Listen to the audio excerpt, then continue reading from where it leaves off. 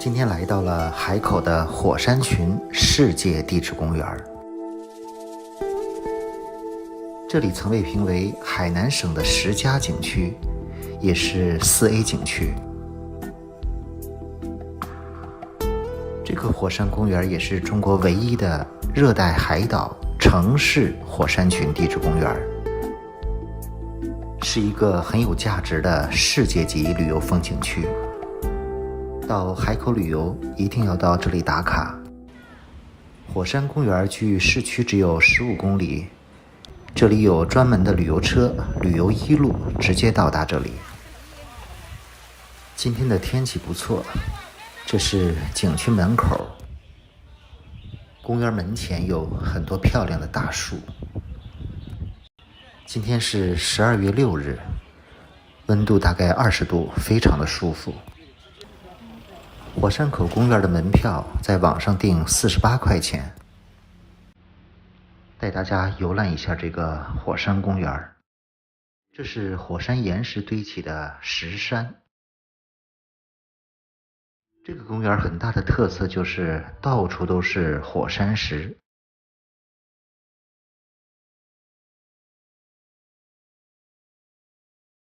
我去过不少火山公园，大部分都黑不溜秋、光秃秃的，而这里感觉像是进入了原始森林。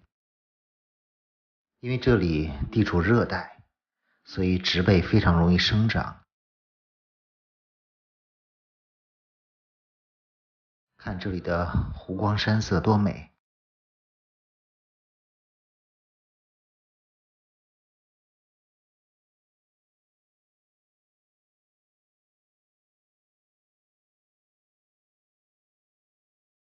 完全想象不出来，这里竟是火山公园。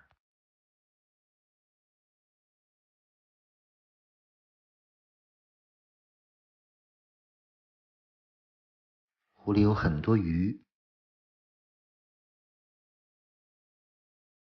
爬上前面的小山看一看，看这些生长在岩壁上的榕树。这里有一个火山石的仙人洞。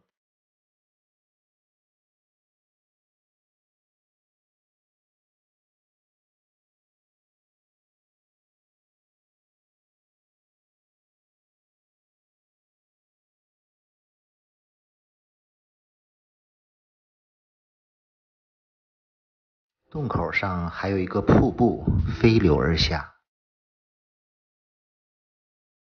这个公园属于中国国家地质公园。联合国的教科文组织曾经组织来这里参观了这个集地质、生物、人文历史多样性为一体的火山公园，给予了特别高的评价。尤其对这里壮观的热带风景感到特别的惊讶，完全就像一个大的植物园。上山的途中有很多巨大的火山岩，这些很大的火山岩基本都是玄武岩。这些岩石原本都是在地下几十米，火山喷发的时候都被喷出来了。这些大石块形态各异，这块石头仔细看像是个石狮子，而这个石头形状就更加特别。据研究，这是形成于一个大的溶洞中的岩石。公园里的植被实在是太丰富了，前面还有雨林栈道。除了自然风光，这里也是个科普教育基地。这里有关于火山石地质公园的各种图文。整个海口的火山群景区一共有很多的火山口，景区里可以看到有4个火山口，其中最重要的是丰庐岭。爬山去往火山口的路上，这是火山熔岩，火山喷发后留下来的熔岩流。据说这里曾经居住过人，有个村落。这是沿着上山的主路。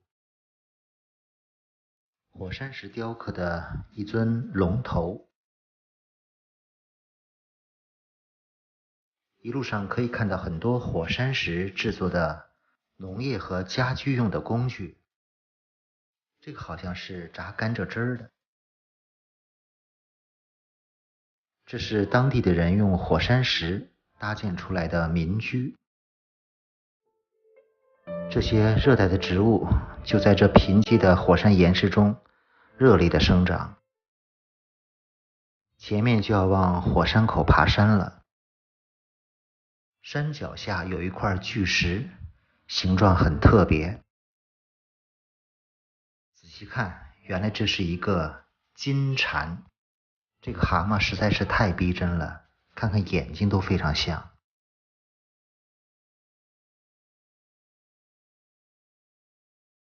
而且它的背上确实是很多金色的石头。通往火山口的山上实际并不很高。正中央看到一只金鸡，这是当地人喜欢的大吉大利。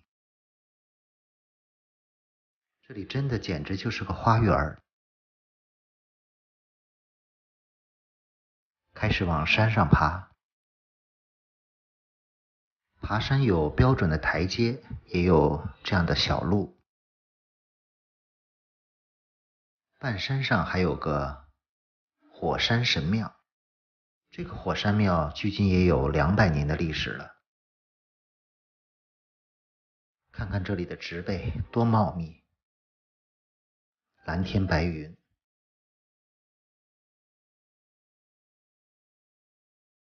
现在基本来到了山顶，也就是火山口。在山顶的火山口有4条小路可以观赏，包括上面一圈、中间一圈和往下的路。我们先往最上面的一圈走一下。这里的植被太茂密了，感觉不到走在火山口的边缘。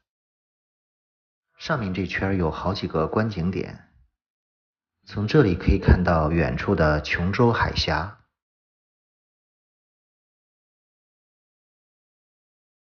其实这个小路的左侧就是火山口，右面就是山下，不过都被树遮挡了。前面又有一个观景台，从这个观景台可以看到2个寄生的火山口。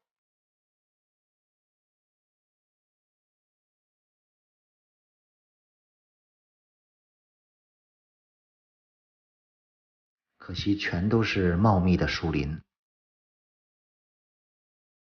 这座火山叫丰庐岭火山口，也是海口的制高点，海拔大概222米。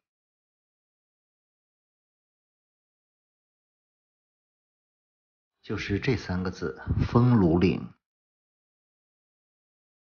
所以爬一个200多米的小山还是比较容易的。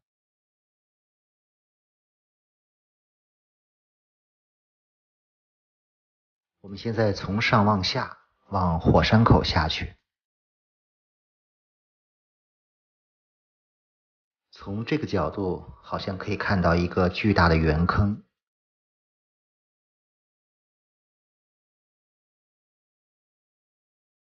我们要爬到下面的坑口。这座火山喷发大概在1万年左右，现在属于休眠期，也就是还有再喷发的可能。不过现在的火山预报也完全不用担心了。往火山口走的台阶还是比较陡的。前面就是火山口的底部了。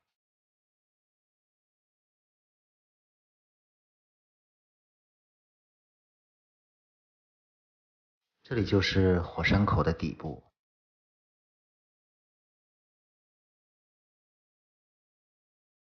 前面这个位置被围栏挡住了，可能还是有一定的危险性。算起来我大概去过6、7个火山地质公园。这个热带火山，而且属于市中心的，还是比较少见的。也难怪联合国教科文组织来这里都觉得惊讶。今天是非周末，所以来这里的人不多。我想可能知道这里并来过这里的国内游客其实不多吧。我个人觉得这里还是非常值得一游的，而且在海口自己坐公共交通就可以到达，感觉这里就是个休闲、健身、旅游观光、科普为一体的旅游胜地。我现在来到了中间一层的栈道，感觉这里的视野最佳，也可以清楚地看到火山口。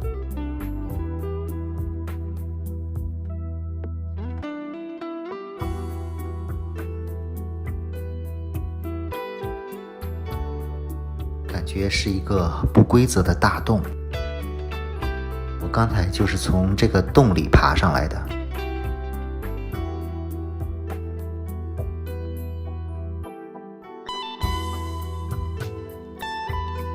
离开火山口往回返，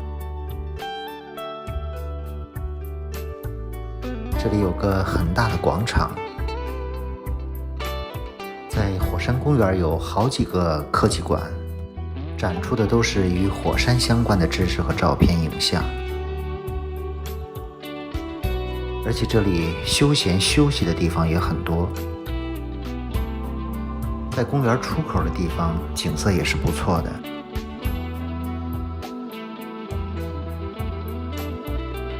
就这样在火山公园走走停停，差不多2-3个小时就够了，所以不太累。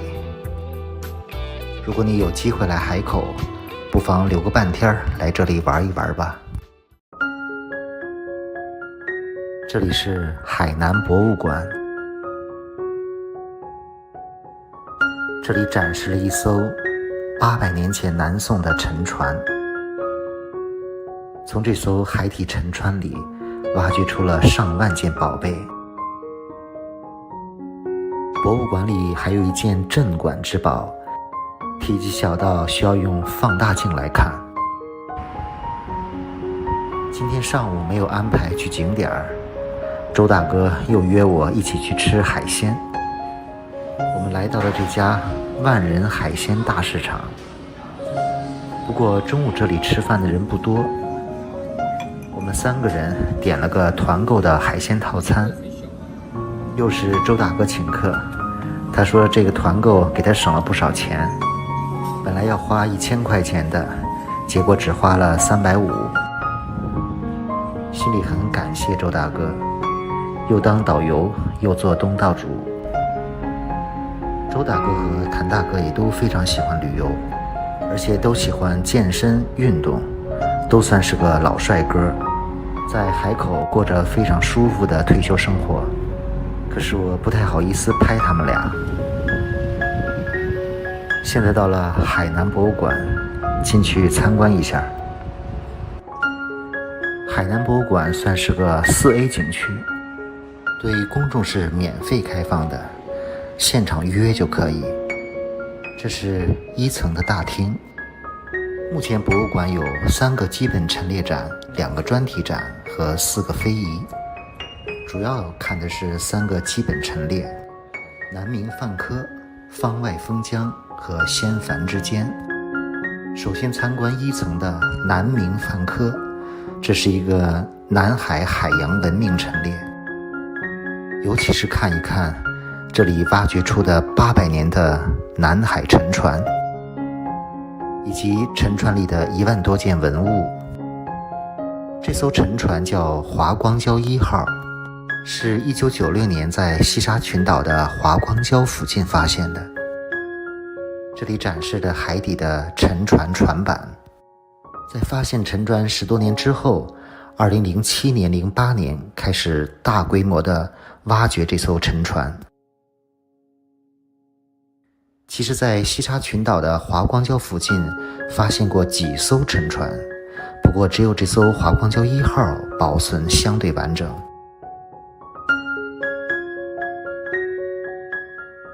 打捞这艘800年的华光礁1号沉船是个难度极大的工程。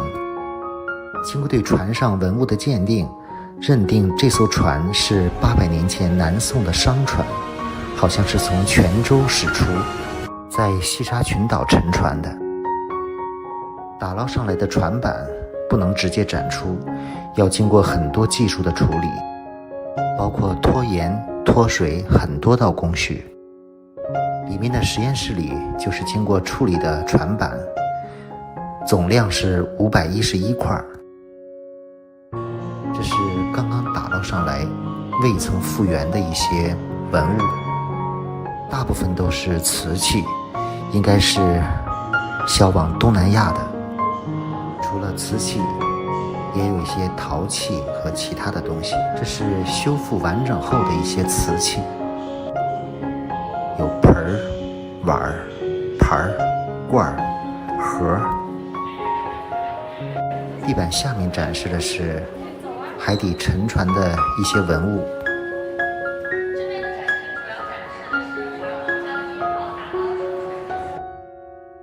展厅里除了大部分是南宋时期的文物之外，还有一些其他朝代的。在西沙群岛的华光礁附近，还至少发现过其他2艘沉船。有一些是明清时候的铜器、石器。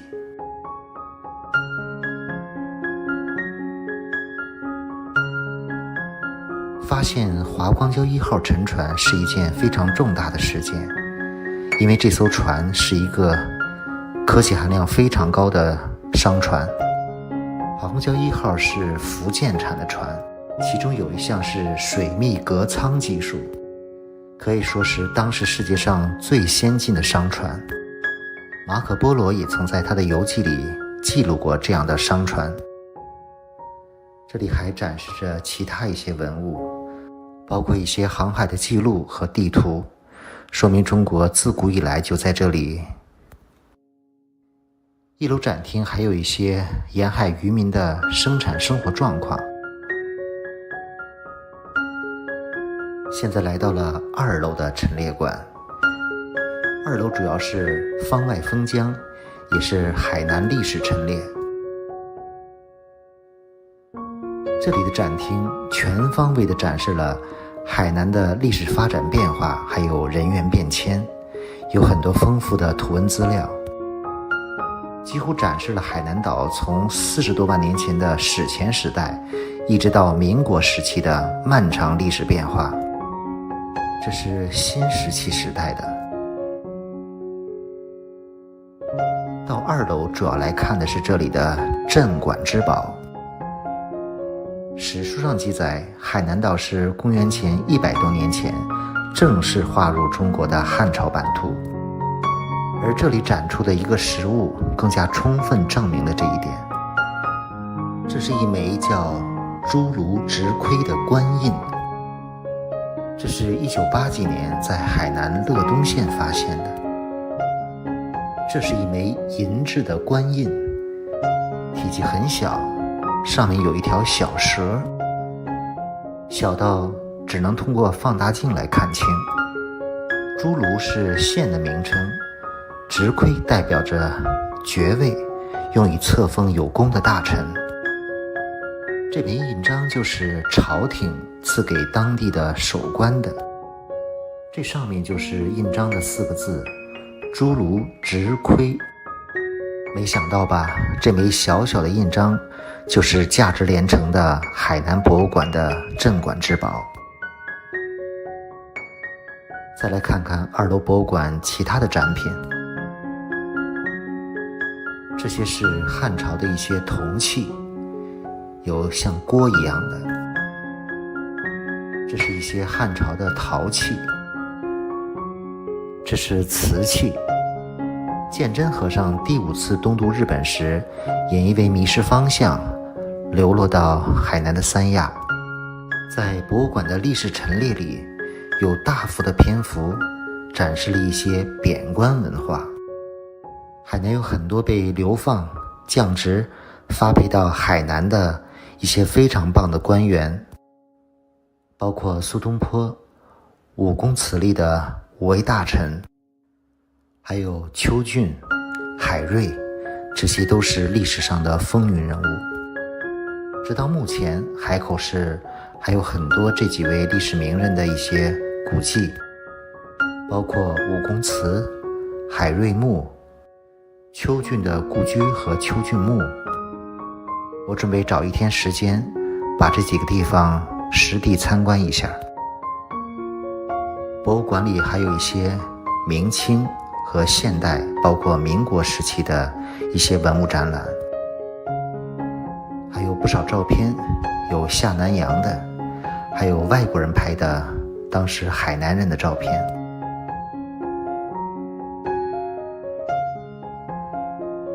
2层还有2个专题展览，一个是墓中皇后，也就是海南黄花梨的陈列展，展示了黄花梨的生长环境、药用价值，还有制作的一些家具。这个是黄花梨做的椅子全部拆解下来的样子。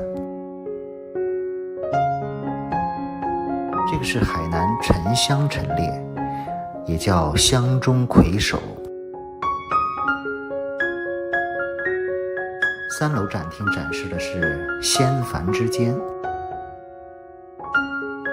通过各种文物和史料的展示，带领观众纵观整个海南岛，既能领略本土文化的厚重，还能了解很多移民文化，包括水上生活和陆地生活。这是整个海南风情系列的展览，包括在海南居住的黎族、苗族，还有回族。